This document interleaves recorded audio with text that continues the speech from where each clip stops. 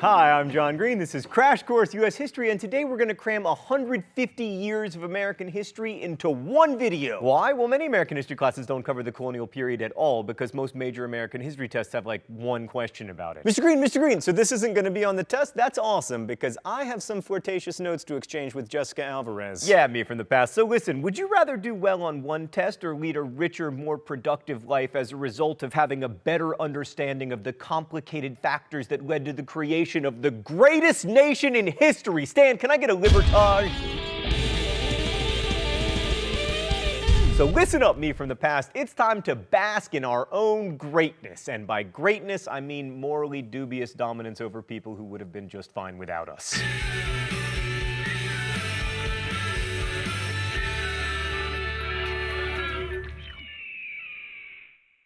So contrary to popular mythology, colonial America was more than just Jamestown and Massachusetts. There was, for instance, New Amsterdam. The tale goes that Dutch traders bought the island of Manhattan from Lenape Indians for $24 in 1624. That isn't quite true, but it contains a truth. The Dutch traders who founded their colony were businessmen, and New Amsterdam was above everything else a commercial venture. This is still true in New York, actually. I mean, Manhattan is all about Wall Street. In fact, Crash Course writer and history teacher Raoul Meyer is believed to be the last person living on the island of Manhattan who does not work for an investment bank. So the Dutch let anyone into New Amsterdam who could help them turn a profit, including Jews and even Quakers, but they didn't like Indians very much. In fact, they drove them out of the colony. But anyway, the $24 the Lenape supposedly got for New England was $24 more than the Dutch got when the English took over the colony in 1664 by sailing 4 frigates into the harbor and asking for the colony in a threatening voice. So New Amsterdam became New York, which was a mixed blessing. The population doubled in the decade after the English takeover, but English rule meant less economic freedom for women who, under the Dutch, were able to inherit property and conduct business for themselves. And under the English, free black people lost a lot of the jobs they'd been able to hold under the Dutch. Things were better in Pennsylvania, so much so that it was known as the best poor man's country, which admittedly in the 17th century was a low bar to jump over. Given by Charles II to this guy, William Penn, in 1681, Pennsylvania was a huge tract of land roundabout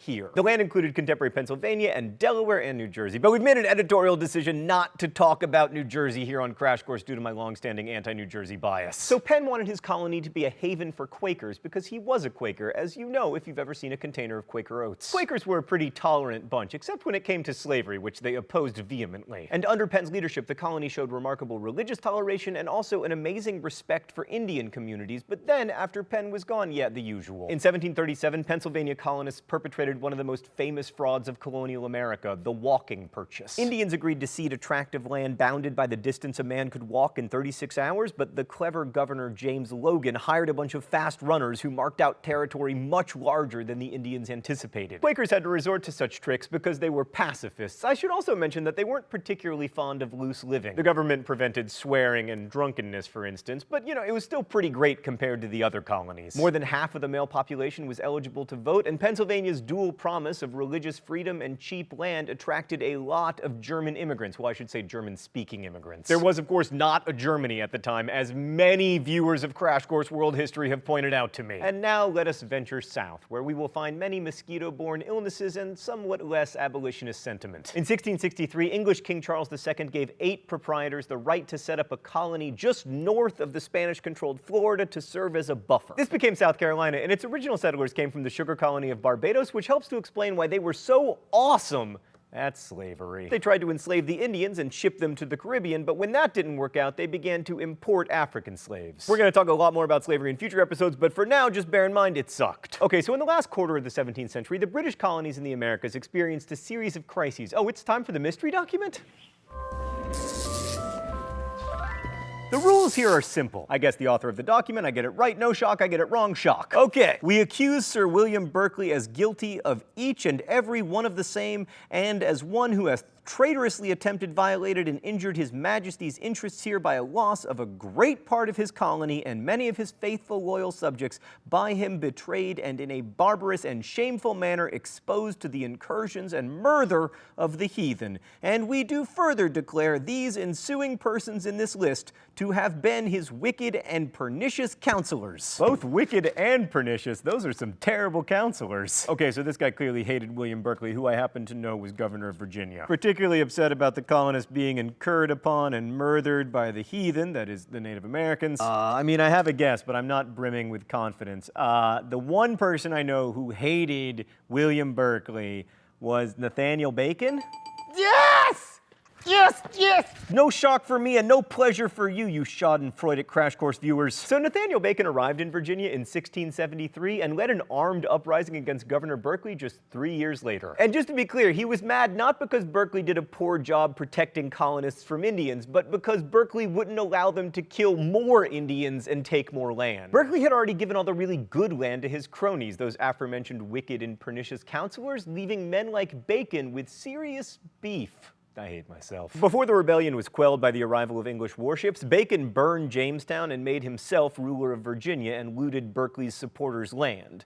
23 of the rebels were hanged, but not Bacon, who died shortly after taking control from, you guessed it, dysentery. Dang it, dysentery! It's called history, not dysentery-story. Bacon's rebellion is sometimes portrayed as an early example of lower-class artisans and would-be farmers rising up against the corrupt British elite, which I guess kind of. But the biggest effects of the rebellion were 1, a shift away from indentured servants to slaves, and 2, a general desire by the English crown to control the colonies more. Okay, so in 1686, King James II really tried to put the hammer down by consolidating Connecticut, Plymouth, Massachusetts, New Hampshire, Rhode Island, New York, and East and West Jersey into one big mega colony called the Dominion of New England. Its near-dictatorial ruler was former New York Governor Edmund Andros, who proceeded to appoint his own officials and lay his own taxes without even consulting any of the elected assemblies. Luckily, or unluckily, depending on your perspective, a major event in British history reversed this policy, the Glorious Revolution. Now, thankfully, this isn't Crash Course British history, or it would quickly turn into Crash Course John is Bored history. But the upshot is that Britain got a fancy new royal family from Holland, which sparked uprisings in the colonies, and Andros was thrown into a Boston jail as the colonies reasserted their independence. And these new guys imposed the English Toleration Act of 1690, which decreed that all Protestants could worship freely. As Toleration Acts go, this one wasn't that tolerant. I mean, it still discriminated against Jews, but it did mark the end of the Puritan experiment. No longer would membership in a Congregationalist church be a requirement for voting in general court elections. Property ownership would now be the determining factor. And Massachusetts would now have a governor from England, not from a company board residing inside the colony itself. This was the context for one of the most talked about events in colonial history, the Salem witch trials. A lot of ink has been expended on this incident, and the interpretations of it are numerous and controversial, so I'm just going to point out that when the witch trials, which claimed the lives of 14 of the nearly 150 women and men accused of witchcraft, happened in 1691,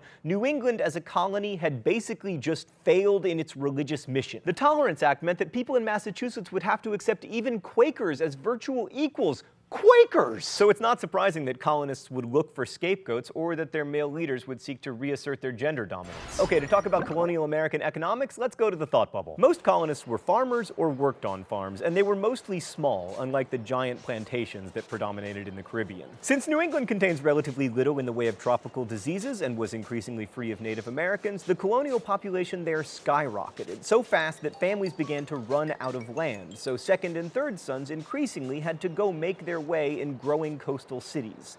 We'll talk about this more in future episodes, but for now let's just note the idea of a person owning a small farm and the idea of freedom are pretty closely intertwined in the early part of American history. It's more of an amber waves of grain place than a behold this metropolis place. In fact, they were richer than any other colonial elites. Were they rich enough to dominate the Constitutional Convention? Time will tell. Now, not everyone was a farmer or a slave. There were growing numbers of artisans in the colonies. Although British colonial policy discouraged local manufacturing, the growing population in America meant that there was certain to be a market for locally produced goods, especially clothing and metalwork. Remember, one of the heroes of the American Revolution, Paul Revere, was a silversmith. Thanks, Thought Bubble. So that variety of jobs leads us nicely to our last topic today, colonial society. Although Americans like to think of themselves as classless, pun intended, that's not really the case. I mean, the colonies definitely had an elite ruling class, especially in the South, that did what it could to perpetuate itself. George Washington's father and grandfather were both justices of of the peace, an important role in colonial times, meaning that George Washington had deeply elite roots. So that was the top of colonial society, and at the bottom was a growing number of poor people. While it's never good to be poor, it was much better to be poor in the colonies than it was in England or much of the rest of Europe, which is why people kept indenturing themselves to get here. America had lots of food, and there was the possibility of maybe someday getting some land, provided you didn't die of dysentery. Oh, and also provided you weren't a woman. Married women in 18th century colonial America generally couldn't own property, and husbands usually willed their land to their sons and their personal items to their daughters, meaning that almost all landowners were male. In the earliest days of colonization, when everyone was needed to ensure the survival of the colonies, women had a greater role in the economy, although they were still expected to be wives and mothers above all else. Male dominance was written into law and solidified in practice. Women's work was mostly confined to the home, and especially for lower-class women, it involved a lot of drudgery. As one woman, Mary Cooper, wrote in her diary in 1769, "I am dirty and distressed, almost wearied to death. This day is 40 years since I left my father's house and come here, and here have I seen little else but hard labor and sorrow." And that's actually a good place to end, because it reminds us that history is about much more than the lives of kings like James II and rebels like Nathaniel Bacon. And while history classes and exams tend to focus on those kinds of men, and they were mostly men, the real story of history is about regular people trying to take care of their families and not die. The colonial era often gets skipped for its lack of large-scale drama, but those small-scale dramas can be found in abundance. Next week, we'll go back to all that great men and dramatic events crap when we start talking about the American Revolution. I'll see you then. Thanks for watching. Crash Course is produced and directed by Stan Muller. Our script supervisor is Meredith Danko. The associate producer is Danica Johnson. The show is written by my high school history teacher, Raoul Meyer, and myself, and our graphics team is Thought Bubble. Last week's Phrase of the Week. Oh wait, we don't do Phrase of the Week anymore. If you have questions about today's video, you can ask them in comments, where they will be answered by our team of crack historians. Thanks for watching Crash Course, and as we say in my hometown, don't forget to be awesome. Crash Course! Everything is fine.